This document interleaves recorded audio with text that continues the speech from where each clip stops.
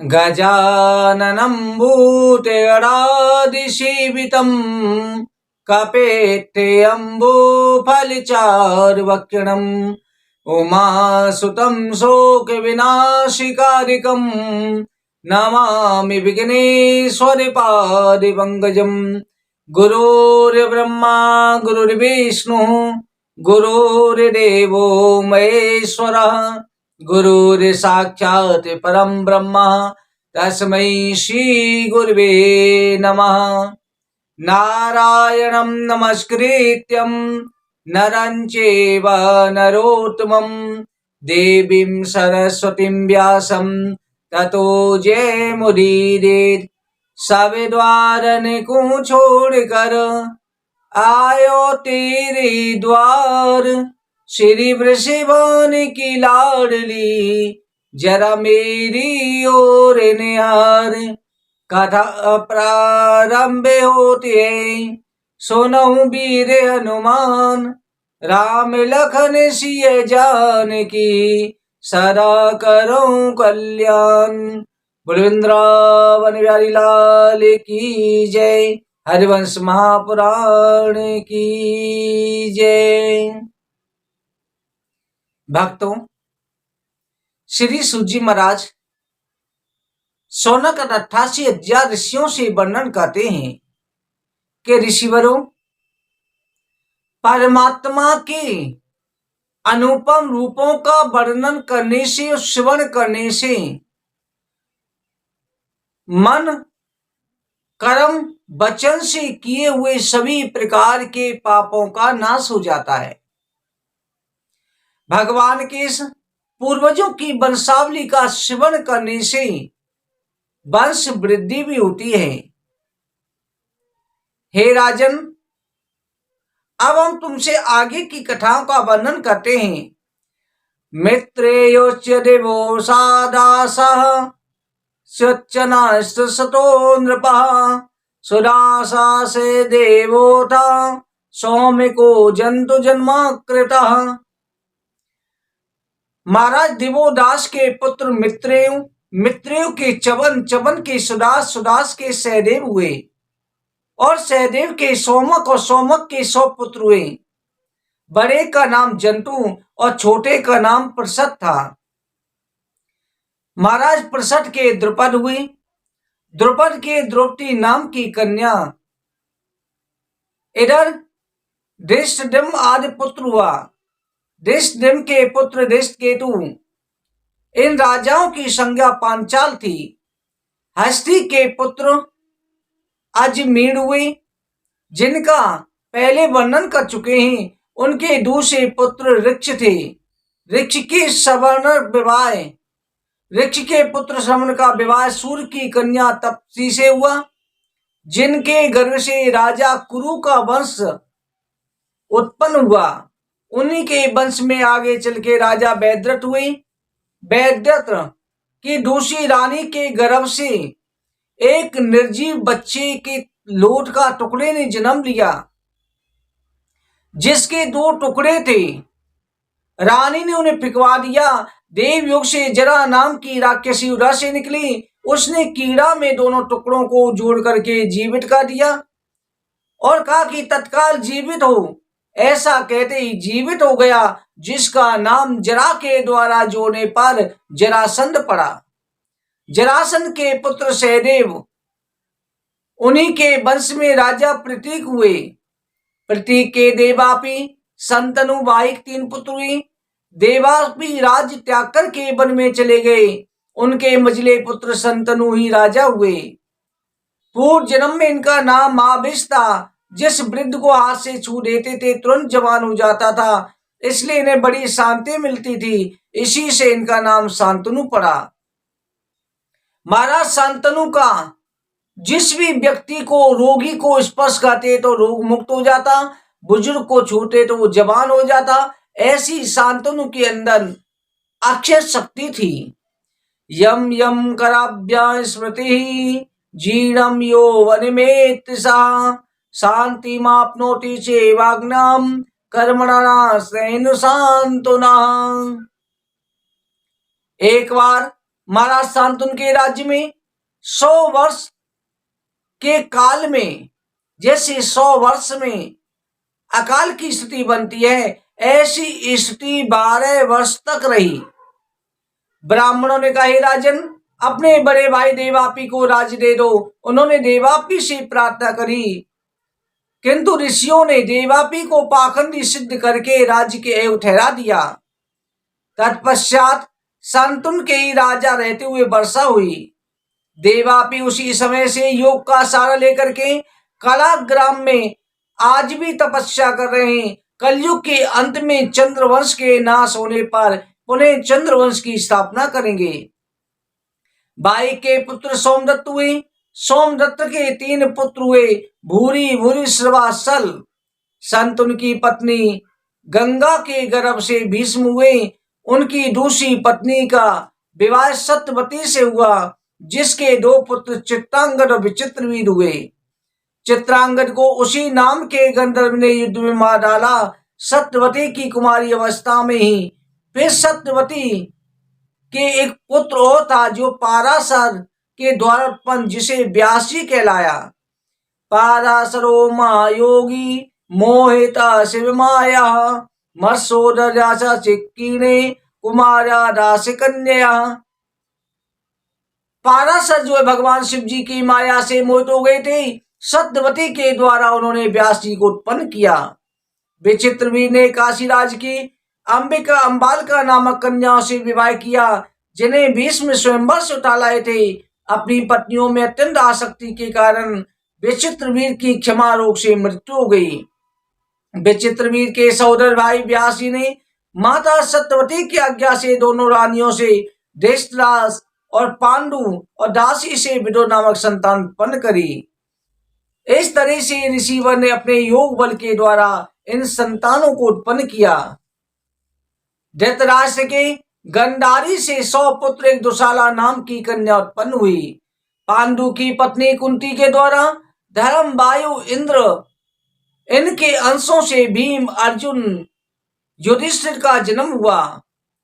क्योंकि पांडु ऋषि के शाप के कारण पत्नी सहवास से वंचित थे, इसलिए देवताओं के वरदान के द्वारा इन्होंने इस प्रकार से अपनी संतान उत्पन्न करी।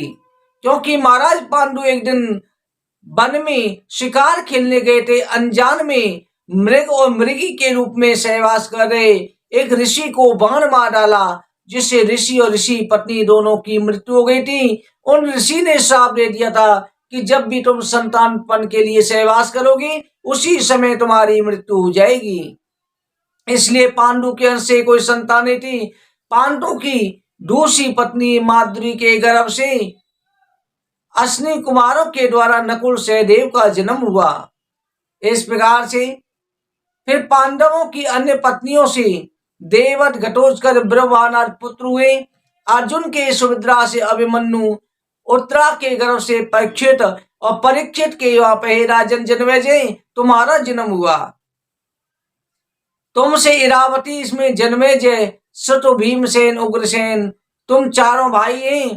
तक्षक से तुम्हारे पिता का निधन हो जाने पर तुमने सर्प यज्ञ किया, जिसमें फिर आगे चल के तुम्हारे पुत्र शतनीक होंगे। ये वंश आपका राजा खेमत तक चल करके नष्ट हो जाएगा। वैशंपायन ऋषि कहते हैं कि हे राजन, अब मैं तुम्हें आगे के वंश का वर्णन करता हूं। ययाति के 5वें पुत्र पुरु के वंश का वर्णन सुनो। अनु के सवाचर, सवानर, चक्षु, परोक्ष नाम के 3 पुत्र हुए। उन्हीं के वंश में रोमपाद भी हुए, जिनकी मित्रता राजा दशरथ से थी। दशरथ ने पुत्रहीन अपने मित्र को अपनी शांता नामक कन्या दे दी। एक बार रोमपाद के राज्य में वर्षा नहीं हुई। बिंबारक ऋषि के पुत्र सिंह ऋषि ने को अपने राज्य में बुला लिया था। उनके आते ही वर्षा हो गई। सिंह ऋषि ने यज्ञ द्वारा राजा रोमपाद को पुत्र प्रदान किया। दशरथ के भी इन्हीं ने ऋषि ने पुत्रेष्टि यज्ञ करके पुत्र प्रदान करे थे, जो राम, लक्ष्मण, शत्रुघ्न, भरत हुए थे, जो भगवान विष्णु के अवतार थे। रोमपाद के वैद्रथ, वैद्रथ के वैजन्मा, वैजन्मा के पुत्र जयद्रथ हुए। आगे चल के इसी वंश में अधिरथ हुए, जिनके कोई पुत्र नहीं था।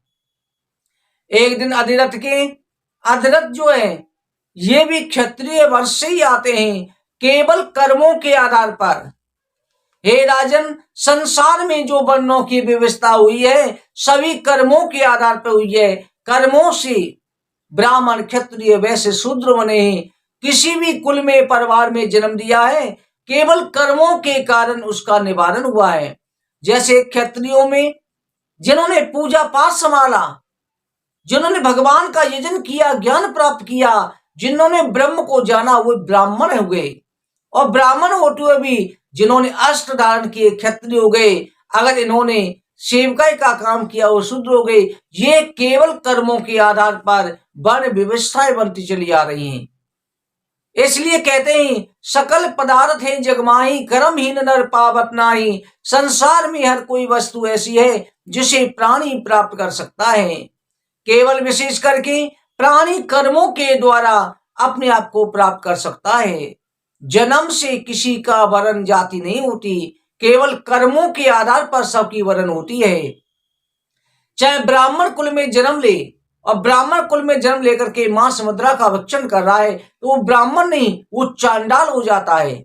चाहे चांडाल घर में जन्म लिया है, जिसके घर में मांस मुद्रा का सेवन नहीं होता, पूजा पाठ करता है, भगवान की भक्ति करता है, सदाचार करता है, वो भी ब्राह्मण के समान हो जाता है। इसलिए कर्म को प्रधान रखो, जात पात में ना फंसो, जात पात में लड़ाई झगड़ा न, कर्म प्रधान रखो। ब्राह्मण को क्यों पूजा जाता है, ब्राह्मण क्यों कहा जाता है? ब्राह्मण उसे कहा जाता है जो ब्रह्म को जाने, जो ब्रह्म की उपासना करे, जो परमात्मा के ध्यान में रहे, जिसे संत कहा जाता है। संत कपड़े धारण करने से सभी संत नहीं हो जाते, गृहस्थी में रहते हुए भी संत हो सकते हैं। जैसे राजा जनक, संत हृदय नवनीत समाना, का कबिन पर कहे न जाना। संत का हृदय नवनीत के समान कोमल होना चाहिए। नवनीत जो है माखन को कहा जाता है।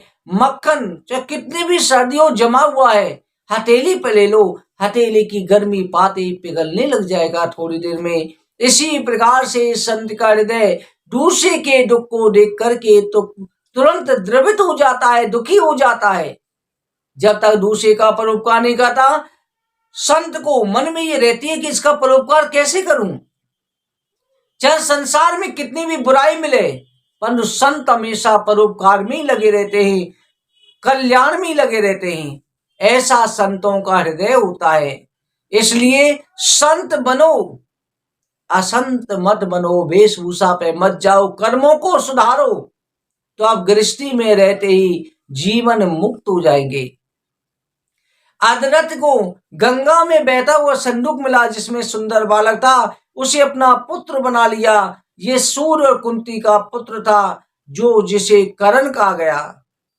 इधर जो है करण के पुत्र वृषसेन हुए, जयाति के पुत्र दुहि के भृगु हुए, तुर्वसु के वही हुए।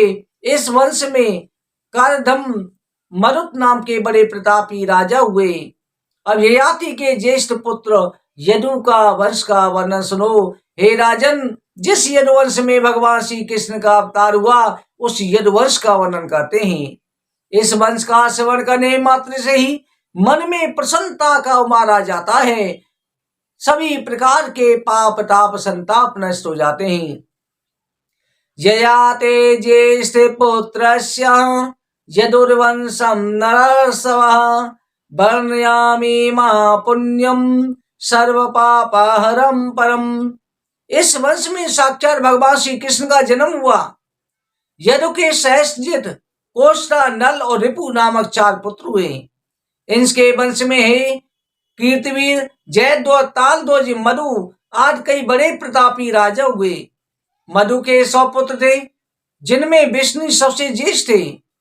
आगे इसी वंश में जामक नाम के एक राजा हुए, जिनकी पत्नी का नाम शिव्या था। उनके कोई पुत्र नहीं था, पत्नी के भय से दूसरा विवाह नहीं कर सके। एक दिन जामक शत्रु के घर से भोज्या नाम की कन्या को चुरा कर ले आए। रथ पर राजा के साथ बैठी थी। उस कन्या को देख शिव्या ने कुपित होकर कहा, ये कौन है, किसी साथ में लाए हो? राजा ने कहा, ये तुम्हारी पुत्र वधू है। शिव्या ने आश्चर्य से कहा, मेरी तो कोई पुत्र नहीं है, फिर पुत्र वधू कैसे होगी? राजा ने कहा, हे रानी, जब तेरे पुत्र होगा तब उसकी वधू बनेगी। विश्व देवता पितरों ने राजा के इस वचन का साथ दिया।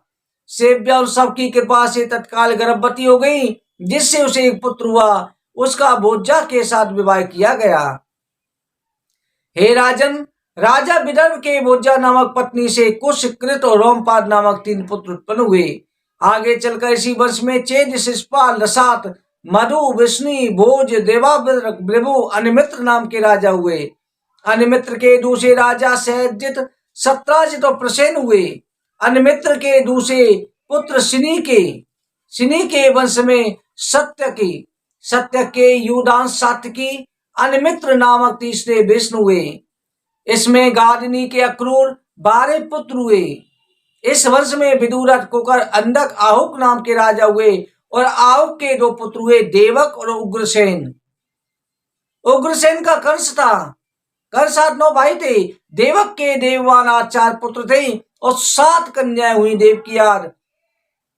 तेषां सुसार सौप्तासन घृत देवादयो नृपः शांति देवोपदेवा च श्री देवा देव रक्षतः से देवा देवकी च वसुदेवोपायता। हे राजन, देवक की 7 पुत्रियों का विवाह वसुदेव जी से हुआ। उग्रसेन के कंस, सुनामा आदि 9 पुत्र थे। कंसा, केशावती और 5 कन्याएं थी। उनका विवाह, कंस की बहनों का विवाह वसुदेव के देवबागा छोटे भाइयों के साथ हुआ। आगे चल के इसी वंश में हिडी को पुत्र देवमीण भी हुए। देवमीण के सूर हुए। सून के महर्षि और पत्नी से वसुदेव देवबाग 19 पुत्र हुए। वसुदेव के जन्म के समय पर देवताओं के ढोल नगाड़े स्वयं बजने लगे, इसलिए वसुदेव जी का दूसरा नाम आनंद दुंदुभी भी पड़ गया। देवदुंदभयो नेदो रानिका यश जन्मनि वसुदेवम हरे स्थानम बदत्यानक दुंदुभिम। वसुदेव की प्रथा सतदेवा, सतकीर्ति, सतश्रवा राजा देव 5 बहनें थी। सूर्य ने अपने मित्र कुंती राजा को पुत्रहीन देख करके अपनी प्रथा नाम की कन्या दे दी, जिसका नाम कुंती प्रसिद्ध हुआ। एक बार कुंती की सेवा से प्रसन्न होकर दुर्वासा ऋतु ने देवहूति विद्या का उपदेश दिया। कुंती ने उसी की परीक्षा के लिए सूर्य का आह्वान किया। सूर्यदेव प्रकट हो गए, जिससे कर्ण नामक पुत्र उत्पन्न हुआ। इसी प्रकार हे राजन, तुम्हारे प्रपिता में पांडु से इसी कुंती का विवाह हुआ। वसुदेव की रोहिणी पूर्वियार पत्नियां थी, जिनसे बलदेव, गद, सार और 7 पुत्र हुए। देव की पत्नी से वसुदेव के कीर्तिमान शंकर 7 पुत्र हुए। 8वें पुत्र भगवान साक्षात नारायण श्री कृष्ण हुए। इनकी बहन सुभद्रा थी, जो तुम्हारी परदादी रही। जब धर्म का नाश, पाप की वृद्धि होती है, तब दैत्यों का संहार करने के लिए, धर्म की स्थापना के लिए भगवान अवतीर्ण होते हैं। भगवान ने ब्रज गोकुल में स्थानों में अनेक लीलाएं करी। भगवान श्री कृष्ण का अवतार जो है, विभिन्न प्रकार से धर्म की स्थापना के लिए होता है। हे राजन, भगवान श्री कृष्ण के चित्र का श्रवण करने मात्र से सभी प्रकार के पाप, ताप, संताप का नाश हो जाता है। जो कल की कथा से श्री कृष्ण की लीलाओं का वर्णन श्रवण करेंगे। प्रतिव्या सावे गुरुवरम के कुंत करुणा ममंत समुद्र कलिना युदेवोप चगमा देस्त्वा विभु विजय जिरिमुद्दे गोप्यम प्रोचोदिवाय च परम समेगा सुधामा। भगवान श्री कृष्ण ने कौरव और पांडवों के बीच में महाभारत के द्वारा पांडवों की रक्षा करी, कौरवों का विनाश किया, क्योंकि कौरवों ने अधर्म रखा था। अधर्म के कारण कौरवों ने त्राय मचा रखी थी। भगवान श्री कृष्ण नारायण जब जब होई धर्म की हानि, बारही असुर अदम्य अभिमानी। जब जब अधन बढ़ता है, पृथ्वी त्राय त्राय कहती है, देवता त्राय त्राय कहते हैं, तब भगवान श्री कृष्ण अनेक अवतार धारण करते हैं। भक्तों, कल से भगवान की रसमयी कथाओं का श्रवण करेंगे। भगवान श्री कृष्ण की लीलाओं का श्रवण अवश्य करें, आपकी सभी प्रकार की मनोकामना पूरी होगी। आज की कथा कहीं पर विश्राम करते हैं। कथा सदा होती रहे, सुनो वीर हनुमान, राम लखन सिय जान की, सदा करो कल्याण। बुलंद्रावन बिहारी लाल की जय, हरवंश महापुराण की जय। जय जय श्री राधे, जय जय श्री राधे, जय जय श्री राधे श्याम।